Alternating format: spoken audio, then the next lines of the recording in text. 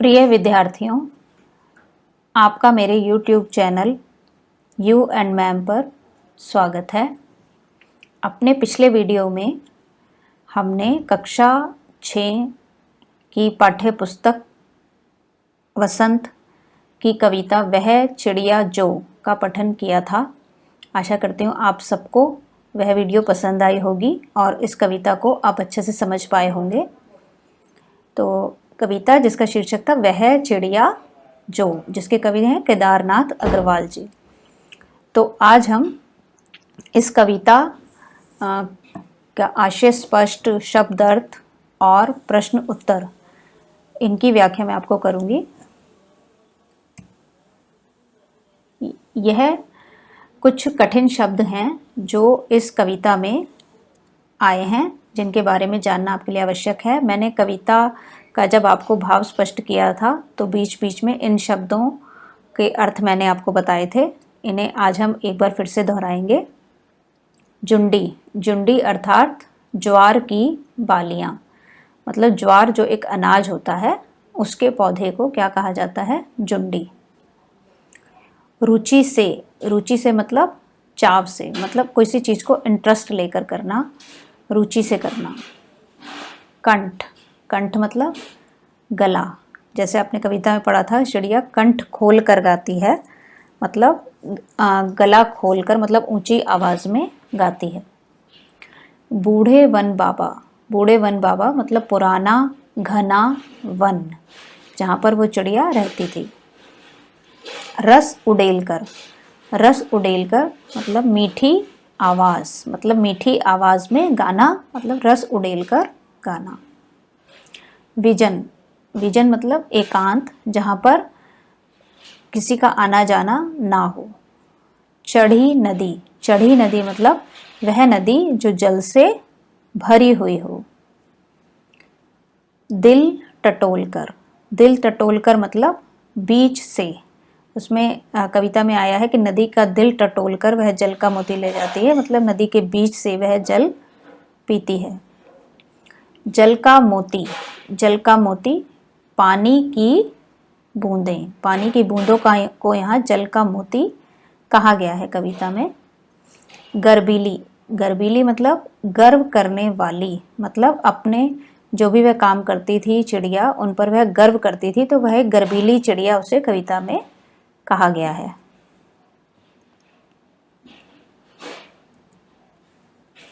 अब हम कविता का अर्थ जानेंगे। यह मैंने आपको एक एक पंक्ति करके पिछले वीडियो में इस कविता का आशय समझाया था, वही अब आप इसको रिटन वे में, या हम कहेंगे कि लिखित रूप में देख सकते हैं।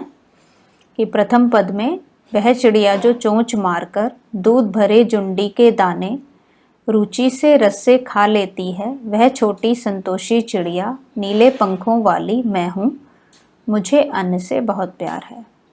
तो इस प्रथम पद में लेखक एक नीले पंखों वाली छोटी चिड़िया का उल्लेख करते हुए बता रहे हैं कि यह चिड़िया बहुत ही संतोषी है, उसे अन्न से बहुत प्यार है। वह दूध से भरे ज्वार के दानों को बहुत ही रुचि से और रस लेकर खाती है। अर्थात कवि इस पद के माध्यम से स्वयं के संतोषी होने तथा अन्न के महत्व के बारे में बता रहे हैं।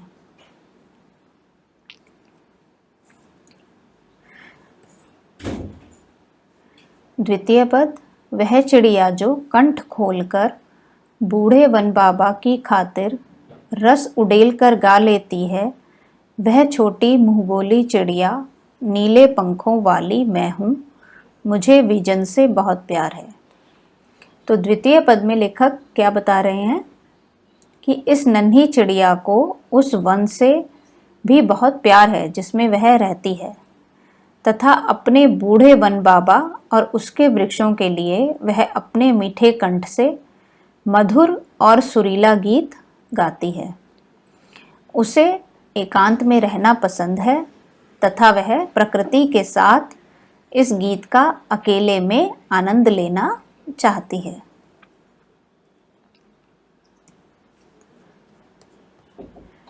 अंतिम पद में है, वह चिड़िया जो चोंच मारकर चढ़ी नदी का दिल टटोलकर जल का मोती ले जाती है, वह छोटी गर्बीली चिड़िया नीले पंखों वाली मैं हूँ, मुझे नदी से बहुत प्यार है। तो अंतिम पद में कवि कहना चाहते हैं कि यह नीले पंखों वाली छोटी सी चिड़िया अत्यंत साहसी और गर्व से भरी हुई है, क्योंकि यह चिड़िया छोटी होने के बाद भी उफनती हुई नदी के ऊपर से जल रूपी मोती ले आती है, अर्थात जल से अपनी प्यास बुझा लेती है और नदी से और उसके जल से भी बहुत प्यार करती है। अपने पिछले वीडियो में मैंने इस कविता की पंक्तियों को और भी ज़्यादा विस्तार से इसका आशय मैंने आपको समझाया था। आप चाहें तो दोबारा भी उस वीडियो को देख सकते हैं और इस कविता को और अच्छे से समझ सकते हैं।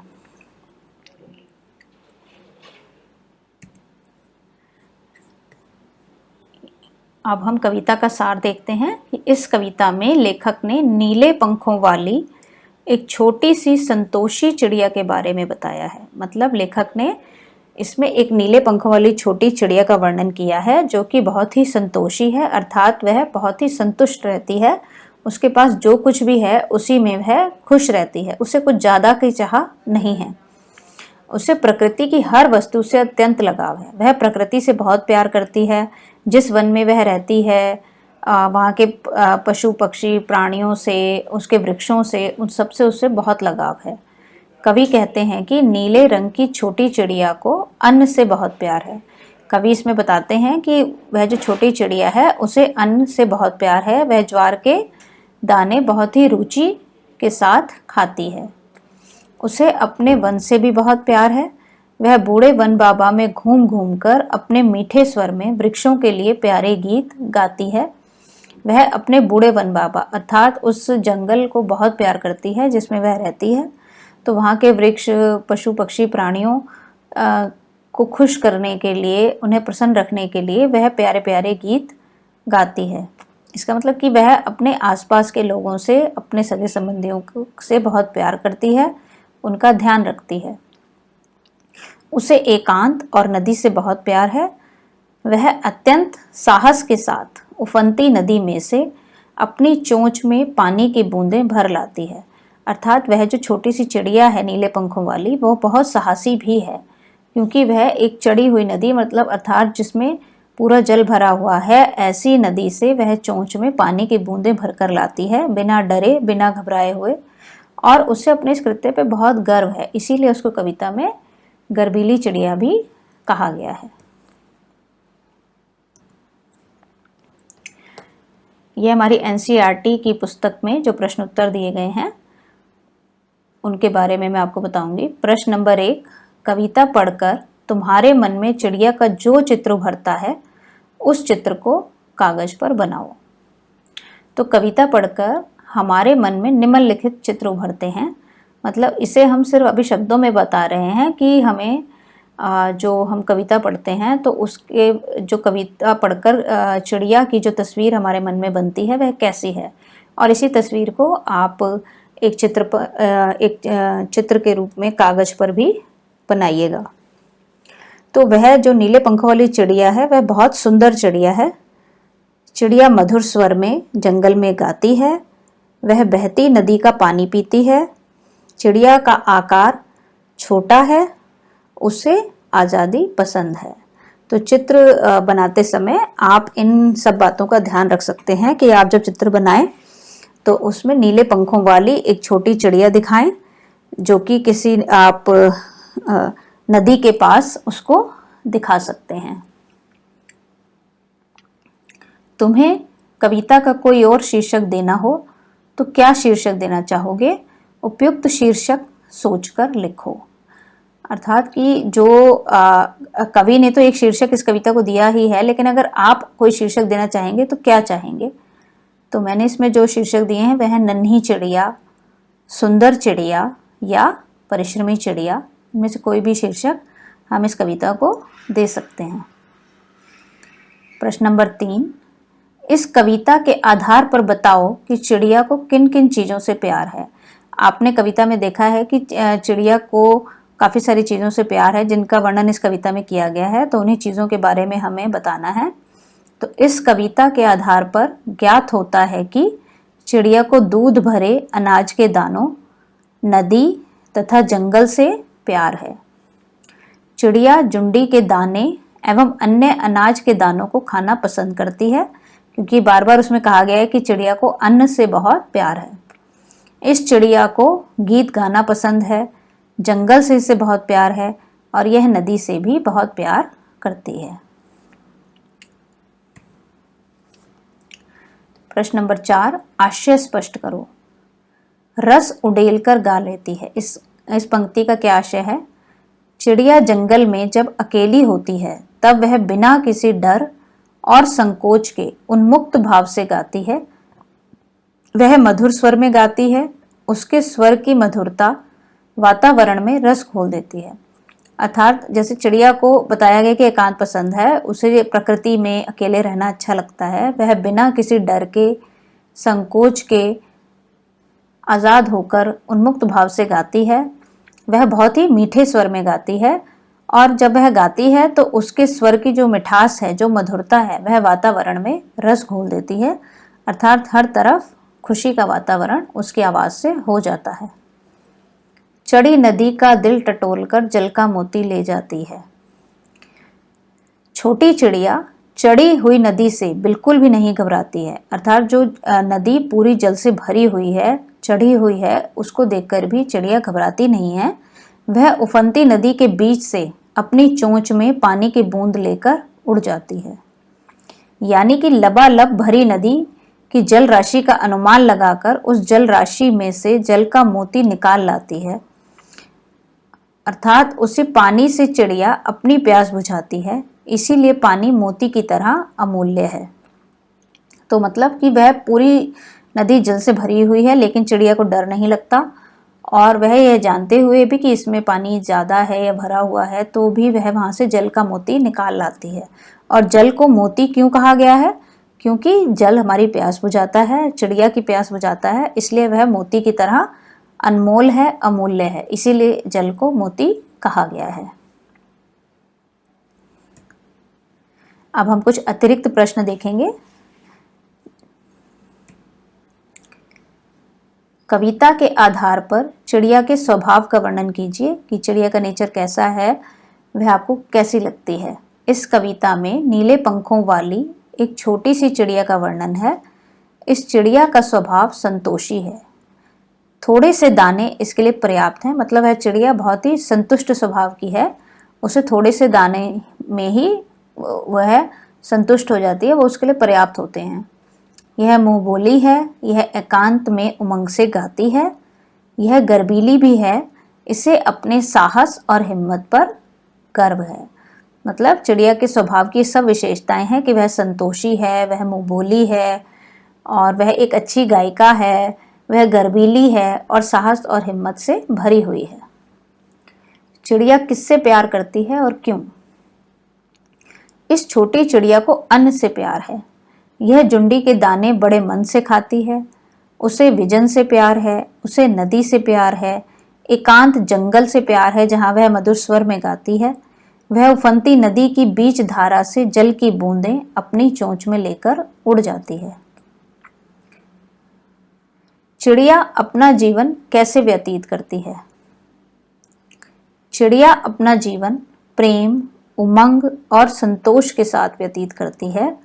वह सबसे प्रेम करती है, एकांत में भी वह उमंग से रहती है, वह संतोषी है, वह थोड़े में ही संतोष करती है। आज़ाद होने की वजह से वह मीठे स्वर में गाती है, उसका स्वर बहुत मीठा है। वह गाते और उड़ते हुए अपना पूरा जीवन व्यतीत करती है। ठीक है, तो चिड़िया अपना जीवन कैसे व्यतीत करती है कि चिड़िया का जीवन जो है वो प्यार, उमंग और संतोष से भरा हुआ है। वह सबसे प्यार करती है। वह अगर एकांत में मतलब अकेले में भी हो तो भी वह बहुत ही उमंग से रहती है। वह थोड़े में ही संतुष्ट हो जाती है और आज़ाद होने की वजह से वह मीठे स्वर में गाती है और उसका स्वर बहुत ही मीठा है। और इस तरह गाते हुए, उड़ते हुए, मस्ती से वह अपना पूरा जीवन व्यतीत करती है। चिड़िया के माध्यम से कवि हमें क्या संदेश देना चाहते हैं? कवि चिड़िया के माध्यम से खुशी से जीने का संदेश हमें देते हैं। चिड़िया के माध्यम से हमें सीख मिलती है कि हमें थोड़े में ही संतोष करना चाहिए। जैसे चिड़िया थोड़े से अन्न के दानों में ही खुश है, वैसे ही हमारे पास जो कुछ भी है उसमें हमें संतुष्ट रहना चाहिए। इस कविता में अकेले रहकर भी उमंग से जीने का संदेश दिया गया है कि अगर आप अकेले भी पड़ जाएं या आप एकांत में रहते हैं तो भी आप अपने जीवन में उमंग भरिए, खुशी से रहिए। इसके साथ ही कवि हमें बताते हैं कि विपरीत परिस्थितियों में भी हमें साहस नहीं खोना चाहिए। मतलब अगर हमें मजबूरी में कभी कठिनाइयों का सामना करना पड़े, संघर्ष करना पड़े, तो हमें हिम्मत नहीं हारनी चाहिए। जैसे वह चिड़िया उफनती नदी से भी जल ले आती है, घबराती नहीं है छोटी सी होते हुए भी, इसी तरह हमें भी परिस्थितियों से घबराना नहीं चाहिए और अपने लक्ष्य को प्राप्त करने के लिए प्रयास करना चाहिए। हमें अपनी क्षमता को पहचानना चाहिए, मतलब हमारे अंदर क्या एबिलिटी है, क्या हमारे में गुण हैं, इन्हें हमें पहचानना चाहिए।